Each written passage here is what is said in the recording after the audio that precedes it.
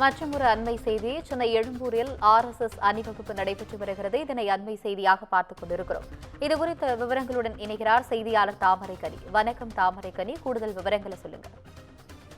வணக்கம் ஆனதி. ஆண்டுதோறும் விஜயதசமியை முன்னிட்டு RSS இயக்கம் சார்பில் இந்தியா முழுவதும் இந்த RSS அணிவகுப்பானது நடைபெறும். இந்த சூழ்நிலையில தற்போது தமிழகத்தை பொறுத்தவரையும் இன்றைய தினம் 52 இடங்களில் இந்த RSS அணிவகுப்பானது நடைபெற இருக்கிறது.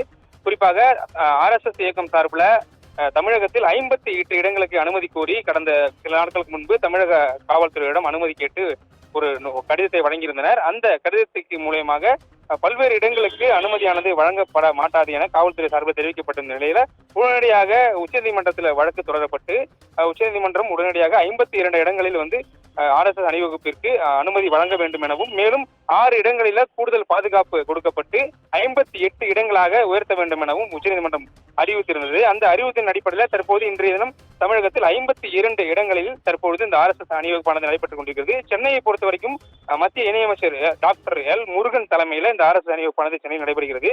குறிப்பாக எழும்பூர் இருக்கக்கூடிய அந்த ரமாடா உணவகம், நட்சத்திர உணவகம் இருக்கக்கூடிய அந்த சந்திப்பில் இருந்து ராஜநாத மைதானம் வரை கிட்டத்தட்ட 2.5 கிலோமீட்டர் அளவிற்கு இந்த RSS அணிவகுப்பானது தற்போது நடைபெற்றுக் கொண்டிருக்கிறது. இந்த RSS அணிவகுப்புல ஏராளமானோர் அதனுடைய வெள்ளை சட்டை, காக்கி பேண்ட் அணிந்து கொண்டு இந்த RSS அணிவகுப்பை கலந்து கொண்டிருக்காங்க. மத்திய இணையமைச்சர் டாக்டர் எல் முருகனும் இந்த RSS அணிவகுப்பு தற்போது நடைபெற்றுக் கொண்டு தற்போது அவர் RSS அணிவகுப்பு முடிந்து தற்போது இங்கு பல்வேறு நிகழ்ச்சிகளானது நடைபெற இருக்கிறது. இதில் RSS தொடர்பாக பல்வேறு கருத்துக்களை இங்கே கூற இருக்கிறார்கள். ஆனந்தி, விவரங்களுக்கு நன்றி தாமரைக்கனி.